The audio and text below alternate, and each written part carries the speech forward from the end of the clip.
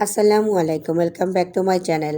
আজ করে দেখাবো রোদে দেওয়ার ঝামেলা ছাড়া এবং তেল ছাড়া খুব সহজ কক্সবাজারের বার্মিজ আচার। আমি আজকে খুব সহজ পদ্ধতিতে এই বার্মিজ আচারটি করে দেখাবো, যাতে প্রবাসী গৃহিণী ব্যাচেলর ভাই বোনরা খুব সহজেই এই আচারটি তৈরি করতে পারেন। এই আচারটি অনেক মজা। যারা কক্সবাজার গিয়েছেন তারা অবশ্যই জানেন এই আচারটি আমরা অনেক কিনে খাই এবং অনেক মজা। আজকে এই বার্মিজ আচারটি খুব সহজভাবে বাসায় তৈরি করে দেখাবো, যাতে মজার এই আচারটি আপনারা খুব সহজেই বাসায় তৈরি করে নিতে পারেন।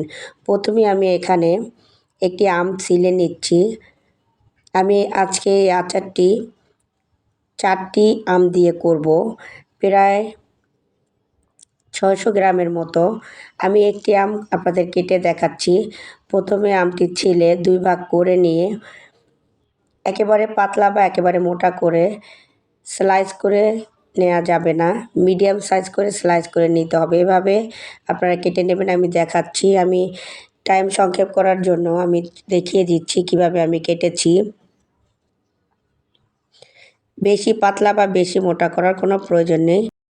আমি আগেই 3টি আম কেটে রেখেছিলাম, একটি আম কেটে দেখিয়েছি। এখন এর মধ্যে দিয়ে দিচ্ছি মেজারমেন্ট কাপের 1 কাপ চিনি। চিনি দিয়ে চিনিটা আমের গায়ে সুন্দরভাবে লাগিয়ে নিতে হবে এবং রেস্টে রেখে দিতে হবে প্রায় 2 ঘন্টার জন্য। আপনাদের হাতে কম সময় থাকলে 1 ঘন্টা রাখলেও হবে। এতে করে চিনিটা সুন্দরভাবে গলে যেতে সাহায্য করবে এবং চিনিটা গলে আমের মধ্যেও প্রবেশ করবে। এখন একটি প্যানের মধ্যে 1 টেবিল চামচ 5 ফোড়ন এবং 2টি মরিচ দিয়ে হালকা একটু ভেজে নিচ্ছি। ভেজে হালকা করে গুঁড়া করে নিব। একেবারে মিহি গুঁড়া করার কোনো প্রয়োজন নেই। আমি একটি ছেঁচুনির সাহায্যে গুঁড়া করে নিচ্ছি। আপনারা পাটায়ও হালকা করে গুঁড়া করে নিতে পারবেন। এই গুঁড়াটা আমি রেখে দিচ্ছি, আমের আচারটি তৈরি করার জন্য আমি ব্যবহার করব। এখন 1 ঘন্টা আগে আমটি যে চিনি দিয়ে রেখেছিলাম সেই আমগুলো প্যানের মধ্যে দিয়ে দিয়েছি। এখন এর মধ্যে দিয়ে দিচ্ছি হাফ চা চামচ লবণ এবং 3 চা চামচ সিরকা। সিরকা দিলে এই আচারটি অনেক দিন পর্যন্ত ভালো থাকবে, নষ্ট হবে না। অবশ্যই আপনারা সিরকা দেওয়ার চেষ্টা করবেন। যদি হাতের কাছে সিরকা না থাকে সেক্ষেত্রে 2 চা চামচ লেবুর রস দিয়ে দিবেন। এই লেবুর রসটাও ভিনেগারের মতো কাজ করবে। ভিনেগার বা সিরকা যদি দেয়া হয় তাহলে আমের আচার অনেক দিন পর্যন্ত ভালো থাকে। এখন দিয়ে দিচ্ছি একটু কালারের জন্য এবং হালকা ঝালের জন্য হাফ চা চামচ লাল মরিচের গুঁড়া।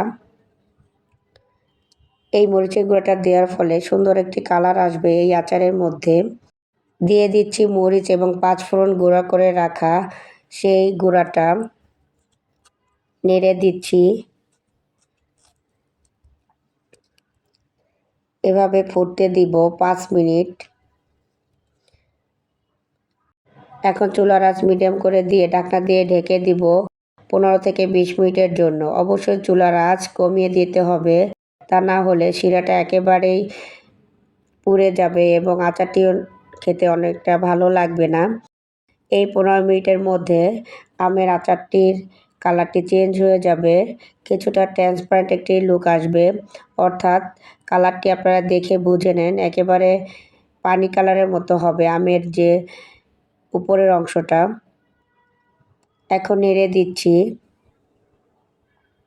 এভাবে নেড়ে দিয়ে চুলার আঁচ মিডিয়ামে থাকবে, মিডিয়ামে রেখে নেড়ে দিয়ে এই ঝোলটা একেবারেই শুকিয়ে নিতে হবে। আপনারা চাইলে এমনটাও রাখতে পারেন, তবে এর থেকে আরেকটু বেশি শুকিয়ে নিলে সুন্দরভাবে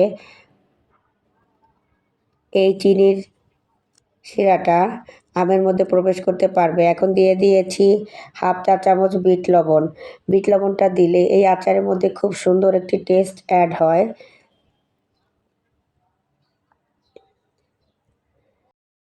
আমি বারে বারে আমগুলোকে উঠিয়ে দেখিয়ে দিচ্ছি আমগুলোর কেমন হয়েছে।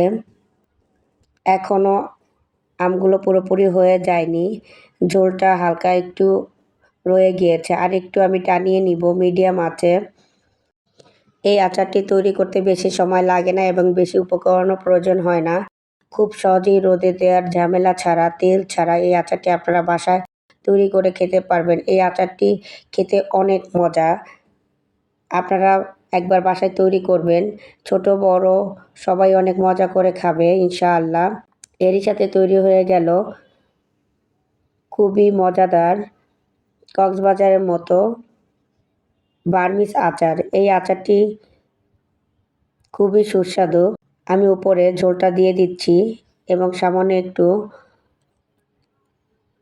পাঁচফোড়নের গুঁড়ো উপরে ছড়িয়ে দিয়েছি। আপনারা দেখতেই পাচ্ছেন একেবারে পারফেক্ট উপায়ে খুব সহজভাবে বার্মিজ আচারটি আমি তৈরি করে নিয়েছি।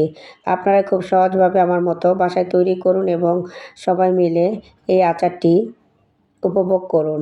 আপনারা দেখতেই পাচ্ছেন আচারগুলো যখন আমি ধরছি উল্টো দিক থেকে আমার হাতগুলো দেখা যাচ্ছে, তার মানে একেবারে পারফেক্টলি আচারগুলো তৈরি হয়ে গিয়েছে। রেসিপিটি ভালো লাগলে লাইক দিবেন, কোনো প্রশ্ন থাকলে কমেন্টে জানাবেন এবং সবার মাঝে ছড়িয়ে দিতে শেয়ার করবেন। আমার চ্যানেলটাকে আরও নতুন নতুন এবং আনকমন রেসিপি পেতে মাহাদি মাই মম কিচেন চ্যানেলটি সাবস্ক্রাইব করবেন। সবাইকে আমার সাথে থাকার জন্য অসংখ্য ধন্যবাদ জানাচ্ছি।